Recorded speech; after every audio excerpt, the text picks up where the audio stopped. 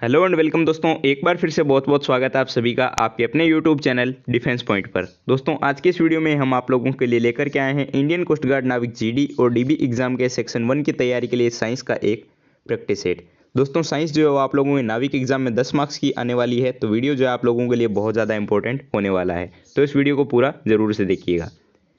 लेकिन इससे पहले कि हम वीडियो शुरू करें, अगर आप लोगों ने अभी तक हमारे चैनल को सब्सक्राइब नहीं किया है तो उसको सब्सक्राइब जरूर से कर लें और बेल आइकन को प्रेस कर लें, ताकि आप लोगों को हमारे द्वारा दिए जाने वाले सभी लेटेस्ट अपडेट्स मिलते रहें। दोस्तों इससे पहले भी जो है मैंने आप लोगों को साइंस के 10 से 12 वीडियोस प्रोवाइड करवा रखे हैं। अगर आप लोगों ने अभी तक उन वीडियोस को नहीं देखा है तो प्लेलिस्ट की लिंक जो है आप लोगों को नीचे डिस्क्रिप्शन बॉक्स में दी गई है, आप वहाँ से देख सकते हैं। इस वीडियो में जो है हम साइंस के एकदम टॉप लेवल के क्वेश्चंस करने वाले हैं, तो वीडियो को जो है पूरा जरूर से देखिएगा। तो चलिए शुरू करते हैं आज का वीडियो बिना किसी देरी के। देखिए फर्स्ट क्वेश्चन आप लोगों को दिया गया है कि व्हाइट लाइट जो कि 7 रंगों से बनी हुई होती है, इन रंगों को अलग करने की विधि क्या होती है। तो देखिए व्हाइट लाइट जो होती है वो 7 रंगों से मिलकर के बनी हुई होती है। इन्हें अलग करने के लिए जो है हम प्रिज्म से गुजार करके जो है इसे अलग कर सकते हैं। ठीक है, तो इस क्वेश्चन का राइट आंसर हो जाएगा option number A, by passing it through a prism, यानी कि इसे प्रिज्म से गुजार करके जो है अलग किया जा सकता है। ठीक है, इन रंगों को जो है अलग करके देखा जा सकता है। चलिए देखते हैं अगला प्रश्न। तो अगला प्रश्न दिया गया है कि विद्युत बल्ब का फिलामेंट किससे बना हुआ होता है। तो देखिए हमारे घरों में जो विद्युत बल्ब लगे होते हैं उनका फिलामेंट जो है वो टंगस्टन से बना हुआ होता है, और इनको टंगस्टन से इसलिए बनाया जाता है क्योंकि टंगस्टन का गलनांक जो होता है वो बहुत ही ज़्यादा उच्च होता है, और इसका गलनांक जो है वो लगभग 3422 डिग्री सेल्सियस के करीब होता है। ठीक है, तो इस प्रश्न का राइट आंसर हो जाएगा ऑप्शन नंबर डी, विद्युत बल्ब के फिलामेंट टंगस्टन के बनाए जाते हैं। ये प्रश्न जो है दोस्तों मैंने कल रात आप लोगों को कम्युनिटी टैब में भी पूछा था, जिसका सही आंसर काफ़ी लोगों ने दिया है। चलिए देखते हैं अगला प्रश्न। तो अगला प्रश्न दिया गया है कि वाहनों में रियर व्यू मिरर के रूप में किस दर्पण का प्रयोग किया जाता है।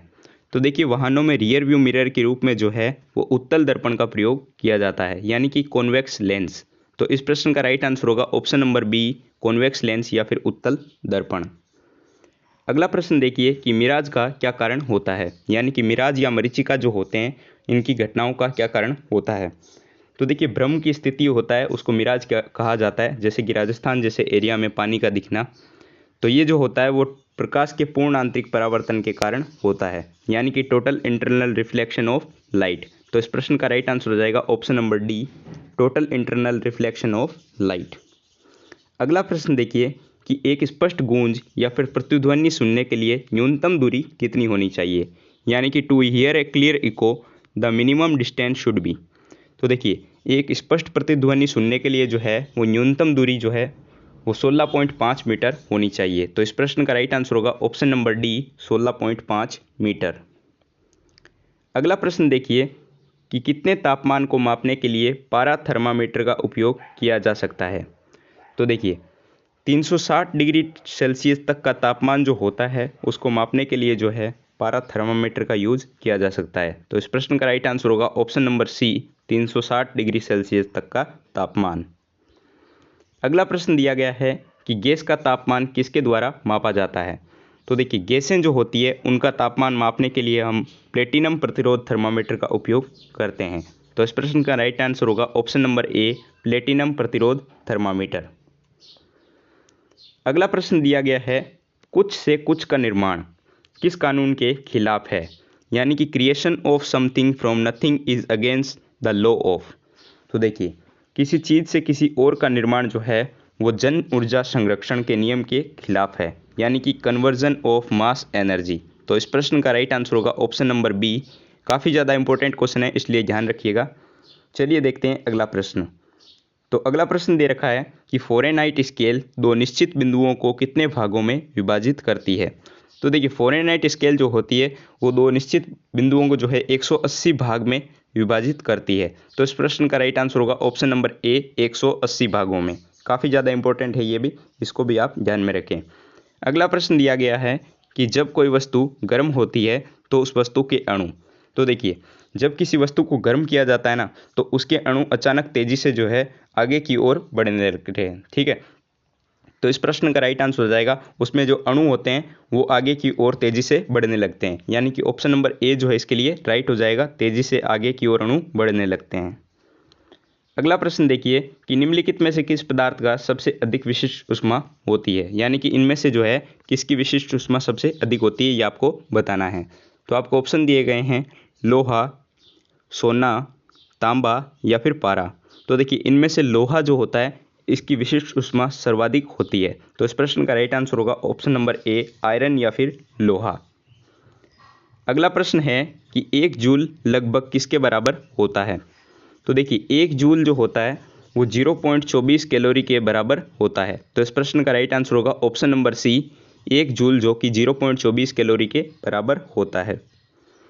अगला प्रश्न दिया गया है कि सोडियम धातु को किसमें संग्रहित किया जाना चाहिए। Most important question. तो देखिए सोडियम धातु जो होती है उसको हमेशा केरोसिन तेल या फिर मिट्टी के तेल में जो है वो रखा जाता है। ठीक है, तो इस प्रश्न का राइट आंसर होगा ऑप्शन नंबर बी, केरोसिन तेल या फिर मिट्टी के तेल में जो है वो सोडियम धातु को संग्रहित किया जाता है। चलिए देखते हैं अगला प्रश्न। तो अगला प्रश्न दिया गया है कि टंगस्टन का उपयोग किस कारण से विद्युत बल्ब के फिलामेंट के निर्माण में किया जाता है। तो इसके बारे में मैंने आप लोगों को पहले ही ऊपर बता दिया था। तो देखिए टंगस्टन का उपयोग जो है वो विद्युत बल्ब के फिलामेंट में इसलिए किया जाता है क्योंकि इसका उच्च गलनांक होता है, यानी कि इसका मेल्टिंग पॉइंट जो होता है वो बहुत ही ज़्यादा हाई होता है। तो इस कारण से जो है वो विद्युत बल्ब में जो है टंगस्टन का फिलामेंट यूज़ किया जाता है। ठीक है, तो ऑप्शन नंबर ए जो है इसके लिए राइट आंसर हो जाएगा, हाई मेल्टिंग पॉइंट के कारण।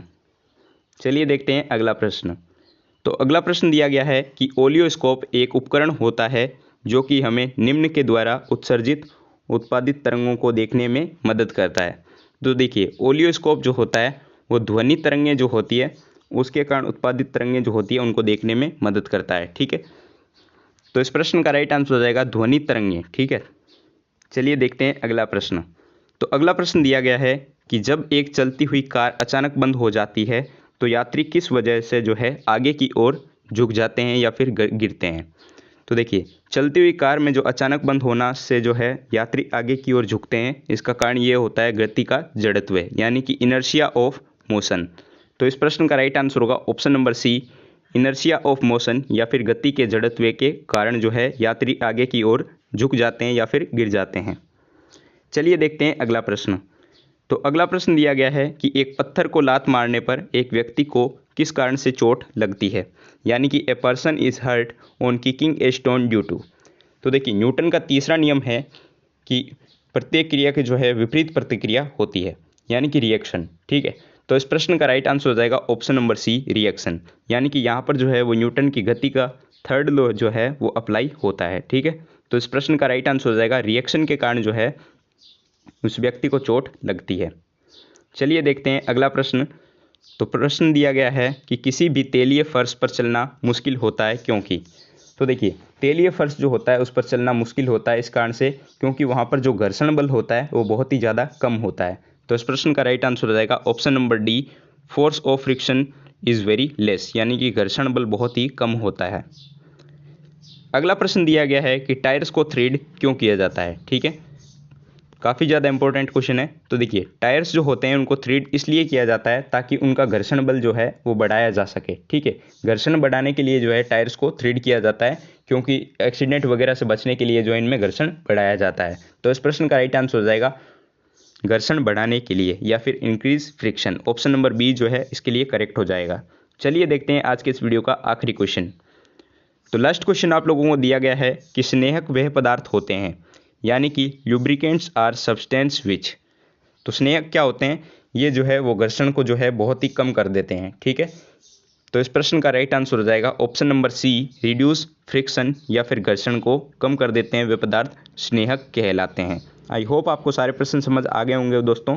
अगर इस वीडियो को लाइक नहीं किया तो वीडियो को लाइक कर देना और चैनल को अभी तक सब्सक्राइब नहीं किया तो चैनल को सब्सक्राइब करना मत भूलना।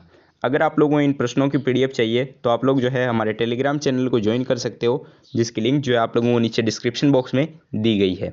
इसके अलावा अगर आप लोग इंडियन नेवी, एयरफोर्स और कोस्ट गार्ड के एग्ज़ाम के लिए तैयारी कर रहे हो तो आप हमारी वेबसाइट defensepointprep.com के माध्यम से फ्री ऑनलाइन मॉक टेस्ट भी दे सकते हो, जिसकी लिंक जो है आप लोगों को नीचे डिस्क्रिप्शन बॉक्स में मिल जाएगी। अगर आप लोगों को इंडियन कोस्ट गार्ड नाविक GD और DB एग्ज़ाम से संबंधित किसी भी प्रकार का सवाल आप पूछना चाहते हो तो आप लोग जो है नीचे कमेंट बॉक्स में कमेंट के माध्यम से हमें पूछ सकते हैं। चलिए मिलते हैं अगले वीडियो में, तब तक के लिए जय हिंद।